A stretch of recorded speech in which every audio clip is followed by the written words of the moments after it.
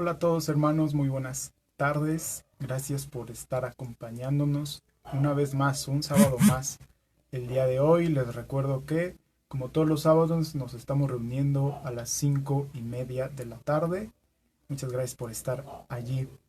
El día de hoy vamos a estar hablando de un tema delicado, un tema bastante solemne que tiene que ver con el tema pasado que estuve dando, que fue acerca del temor a morir. Y el día de hoy vamos a ver un tema que se llama el dolor y la pérdida. El tema de hoy se llama el dolor y la pérdida. Hay algunas cosas que nos pueden doler, hay algunas cosas que nos puede herir, como por ejemplo reprobar alguna materia, ver pelear a nuestros padres, no tener dinero para algo que en verdad necesitamos. Y quizás uno de los dolores, eh, de los peores dolores que puede experimentar el ser humano es la pérdida de un ser amado, la pérdida de un padre, de un hijo, de un abuelo, de un tío o de un amigo muy cercano. Cuando nosotros experimentamos este tipo de pérdida, sin duda trae consigo ciertos malestares. Te pongo un ejemplo. Cuando nosotros nos enfermamos de la gripa, junto con el, la enfermedad, tendemos a exteriorizar síntomas, como por ejemplo fluido nasal, que se nos tapa una nariz y a los 15 minutos ya se nos tapó la otra, dolor en la garganta, lloriqueo en los ojos, quizás algo de dolor de cabeza, fiebre. Y de igual manera, cuando nosotros perdemos a un ser amado, llegamos a exteriorizar. Lo podemos llegar a exteriorizar mediante el llanto, pero también lo interiorizamos. Lo podemos llegar a interiorizar mediante sentimientos encontrados, sentimientos de duda, de desesperación, de depresión. El día de hoy vamos a leer una historia que está en Juan 11. Vamos a leer casi la mitad del capítulo de Juan, pero yo te recomendaría en tu casa que leas todo Juan. Pero vamos a leer entonces Juan 11 del 21 al 44. Estoy leyendo la nueva traducción viviente. Si tú no tienes esa traducción a la mano, te recomendaría entonces que me siguieras en la lectura, que pusieras atención a la lectura. ¿Qué dice? Marta le dijo a Jesús: Señor, si tan solo hubieras estado aquí, mi hermano no hubiera muerto. Pero aún ahora yo sé que Dios te dará todo lo que pidas. Jesús le dijo: Tu hermano resucitará. Es cierto, respondió Marta, resucitará cuando resuciten todos en el día final. Jesús le dijo: Yo soy la resurrección y la vida. El que cree en mí vivirá, aun después de haber muerto. Todo el que vive en mí y cree en mí jamás morirá. ¿Lo crees, Marta? Sí, Señor, le dijo ella. Siempre he creído que tú eres el Mesías, el Hijo de Dios, el que ha venido de Dios al mundo. Luego Marta regresó a donde estaba María y los que se lamentaban, y la llamó aparte y le dijo: El maestro está aquí y quiere verte. Entonces María salió enseguida a su encuentro. Jesús todavía estaba fuera de la aldea, en el lugar donde se había encontrado con Marta. Cuando la gente que estaba en casa consolando a Marta la vio salir con tanta prisa, creyeron que iba a la tumba de Lázaro a llorar, así que la siguieron. Cuando María llegó y vio a Jesús, cayó a sus pies y dijo: Señor, si tan solo hubieras estado aquí, mi hermano no habría muerto. Cuando Jesús la vio llorando y vio a la gente lamentándose con ella, se enojó en su interior y se conmovió profundamente. ¿Dónde le pusieron?, le contestó. Le preguntó. Ellos le dijeron: Señor, ven a verlo. Entonces Jesús lloró.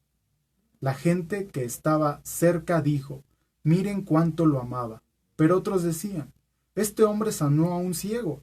¿Acaso no podía impedir que Lázaro muriera? Jesús todavía estaba enojado cuando llegó a la tumba, una cueva con una piedra que tapaba la entrada. Corran la piedra a un lado, dijo Jesús. Entonces Marta, la hermana del muerto, protestó. Señor, hace 4 días que murió. Debe haber un olor espantoso. Jesús le respondió, ¿no te dije que si crees verás la gloria de Dios? Así que corrieron la piedra a un lado. Entonces Jesús miró al cielo y dijo, Padre, gracias por haberme oído. Tú siempre me oyes, pero lo dije en voz alta por el bien de toda esta gente que está aquí, para que crean que tú me enviaste. Entonces Jesús gritó, Lázaro, sal de ahí. Y el muerto salió de la tumba, con las manos y los pies envueltos con vendas de entierro y la cabeza enrollada en un lienzo. Jesús les dijo, quítenle las vendas y déjenlo ir. Es una increíble historia. Es la historia de Lázaro y de cómo Dios revive a Lázaro. Y es muy interesante esta historia y es una historia que nos pone a pensar acerca de la condición del hombre, una condición que está destinada, nuestra carne está muriendo a cada momento. Y vemos aquí algo interesante que es que habían pasado 4 días. Habían pasado 4 días de que Lázaro había muerto, pero interesante que en el capítulo 11 se le avisa a Jesús desde que Lázaro está enfermo. Jesús sabía, además, por su omnisciencia, que Lázaro estaba enfermo y que estaba enfermo de gravedad. Entonces aquí una de las preguntas que dicen, que hacen varios estudiosos de la palabra de Dios es, ¿por qué Jesús no vino antes? ¿Por qué Jesús exactamente tardó esa fecha y ese tiempo? Y aunque algunos se atreven a especular, una de las cosas que tenemos bien en claro es que en ocasiones la voluntad de Dios es impenetrable. En ocasiones no podemos descifrar la voluntad de Dios. En ocasiones sí. En ocasiones la vamos a terminar sabiendo. En ocasiones Dios nos va a decir por qué. Pero en otras ocasiones no vamos a saber por qué Dios actúa como actúa. Y este es el caso de Marta y de María. Cuando ven a Jesús, la reacción de las hermanas es, ¿ya para qué? Ya se murió. Señor, si hubieras estado aquí antes, Lázaro, mi hermano, no hubiera muerto. Y quizás es el reclamo de muchos cuando estamos en un tiempo de dolor, en un tiempo de pérdida. Señor, si tú hubieras hecho algo. Y aquí es importante notar que el tiempo de Dios, nuestro tiempo y el tiempo de Dios, dentro del tiempo de Dios, el tiempo de Dios es algo difícil de entender. Y si es difícil de entender, ahora imagínate cuánto más es difícil de aceptar. A veces hay cosas que te van a suceder que probablemente no entiendas. Y algo más difícil que no entiendas es que lo aceptes. Vas a tener que aceptarlo. Vas a tener que enfrentarte a esa pena. Y se vale exteriorizarlo. Se vale llorar. Se vale lamentarse.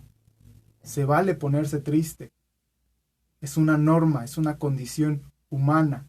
No está para nada mal que si tú tienes este dolor y esta pérdida, lo expreses con alguien, llores, te sientas triste. Pero aquí es donde viene el consuelo que solamente los cristianos pueden tener. Y el consuelo son las palabras que da Cristo en el tiempo de luto.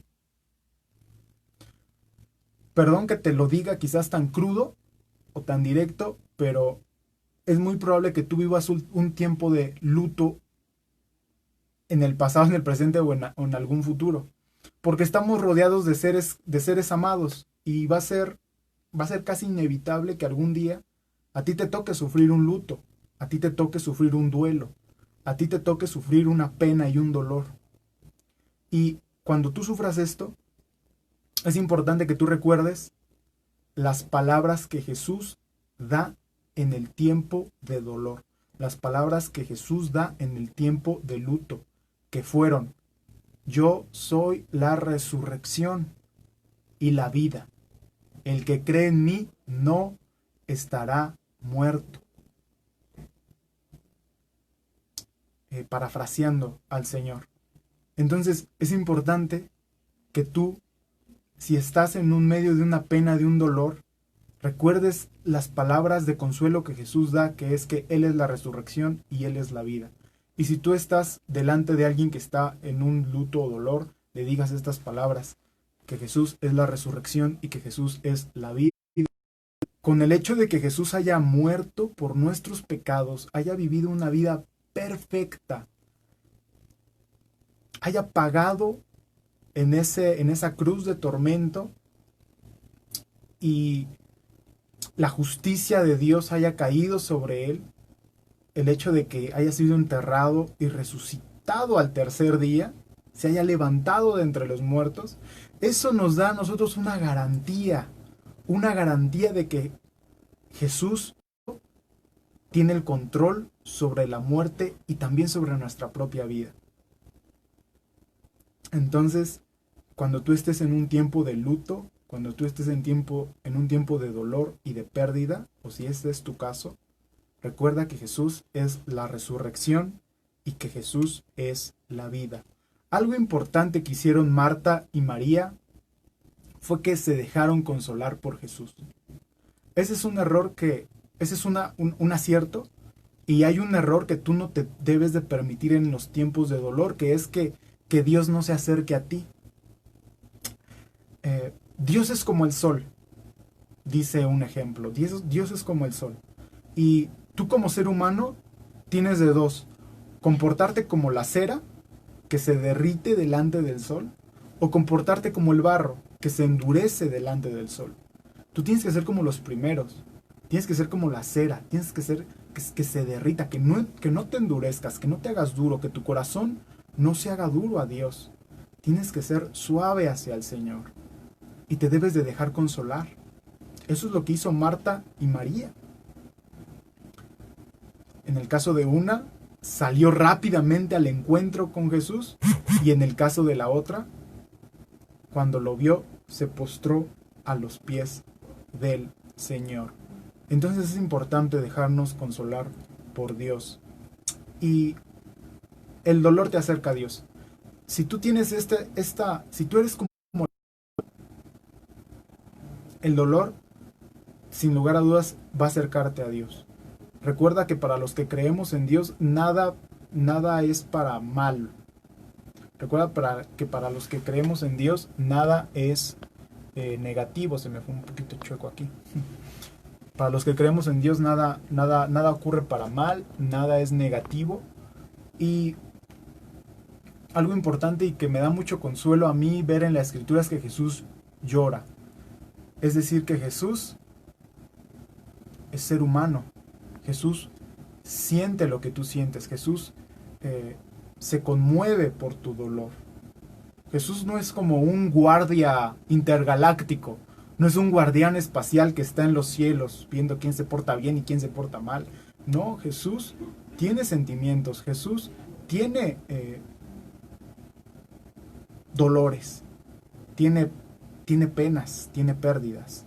Y es importante que tú tengas esto en cuenta, que nuestro Dios es un Dios humano. Para terminar, quisiera decirte que cuando se pasa por dolor y la vida es interrumpida, recuerda que Jesús tiene el control. Jesús conoce tu dolor y el dolor y que Jesús es tu fuente de sanidad. El dolor es una respuesta natural ante la pérdida. No está mal sentirlo. El dolor es normal. pero recuerda que Jesús venció a la muerte y se convirtió en la fuente de vida eterna para los que confiamos en Él. Este ha sido el pequeño mensaje el día de hoy, hermanos. Muchas gracias por haberse conectado. Espero que algunos ya lo estarán viendo grabado, ¿verdad? Pero me da mucho gusto en saber de ustedes. Les recuerdo que el día de mañana vamos a estar en vivo por Zoom a las 6 de la tarde. Les invito. Muchas gracias a Ceci y a José que me trajeron unos dulces. Entonces, si me están viendo, muchas gracias por ellos al rato. Bueno, ya me la estaba comiendo, la cachetada. Muchas gracias. Y pues, hermanos, vamos a hacer una oración para finalizar este tiempo. Amado Señor, te doy las gracias, Padre, por tu gran misericordia. Te pido